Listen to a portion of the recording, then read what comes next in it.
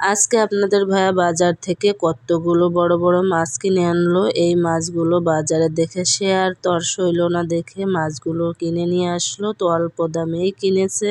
এখানে ছিল 7 কেজি 800 গ্রাম মাছ আর দাম নিয়েছিল সর্বোচ্চ 800 টাকা। তো মাছগুলো ভালোভাবে কুটে ধুয়ে এগুলোকে ফ্রিজে রাখবো, ওই জন্য প্যাকেটিং করছিলাম। প্যাকেটিং করে কিছু মাছ আবার রাতে রান্নার জন্য নিয়ে আসলাম। আর এখানে যে কুচো পুঁটিগুলো ছিল সেগুলো ভাজি করব পেঁয়াজ মরিচ দিয়ে, কারণ আমার শাশুড়ি মতো বড় মাছ অতটা পছন্দ করে নাই। কুচো মাছ হলে তার আর কিছু লাগে না। আর শীতকালে যদি হয় এরকম টাটকা টাটকা কুচো মাছ ভাজি, তাহলে তো আর কিছুই লাগে না। মাছ তো আমার অনেক পছন্দ, মাছ হলে তো আমি অনেক অনেক খুশি হয়ে যাই। যেখানে গোস্ত ডিম আমার মোটেও পছন্দ না, শুধু মাছ দেখলেই আমার পেট ভরে যায়।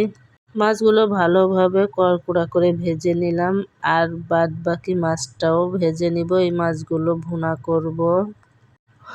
মাছগুলো একে একে সবগুলো দিয়ে সুন্দর করে ভেজে নিব। লাল লাল কালার হয়ে গেলে মাছগুলো নামিয়ে নিব।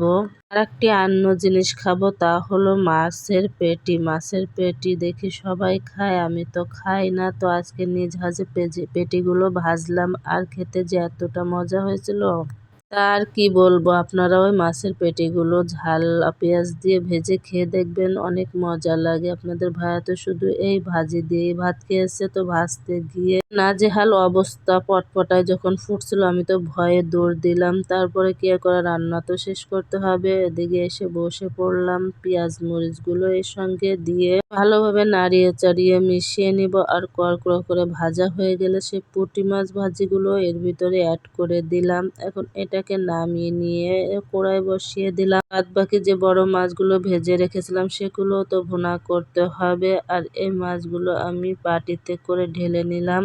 এদিকে এতগুলো মাছ দুই শাশুড়ি বৌমা মিলে কুটে ধুয়ে নিতে গিয়ে দুজনেরই সর্দি লেগে গেছে। ব্লেন্ডারেও মশলাগুলো পিষে নিলাম, কারণ পাটায় বাটতে গেলে এখন অনেকটা সময় যাবে। তো শর্টকাটে ব্লেন্ড করলাম। আজকে একটি নতুন কথা জানলাম, সেটা কি জানেন? জানলে আপনারা হাসবেন। আমার শাশুড়ি মা বলছে নাকি পাটায় বাটা মশলায় তেল কম খরচ হয়, আর ব্লেন্ড করা মশলা নাকি তেল অনেক বেশি টানে। আমি তো এই কথার সঙ্গে একমত হতে পারলাম না। আপনারা যদি একমত হয়ে থাকেন অবশ্যই কমেন্টে জানাবেন। মশলাটাকে কষিয়ে এখানে অ্যাড করে দিলাম পানি। পানির ভিতরে দিয়ে দিলাম একটি কাঁচা টমেটো কুচিয়ে, কারণ টমেটো তো এখনো পেকে পারেনি। যে কোনো কিছুর ভিতরে তো টমেটো আমার দিতেই হবে। এদিকে মাছগুলো ভালোভাবে ভুনা করে নিলাম। এখন এটাকে নামিয়ে নেব। নামিয়ে নিয়ে এখনকার মতে রাতের রান্না এখানেই শেষ করলাম। সবাই ভালো থাকবেন, সুস্থ থাকবেন। ভিডিওটা এই পর্যন্ত। আল্লাহ হাফেজ।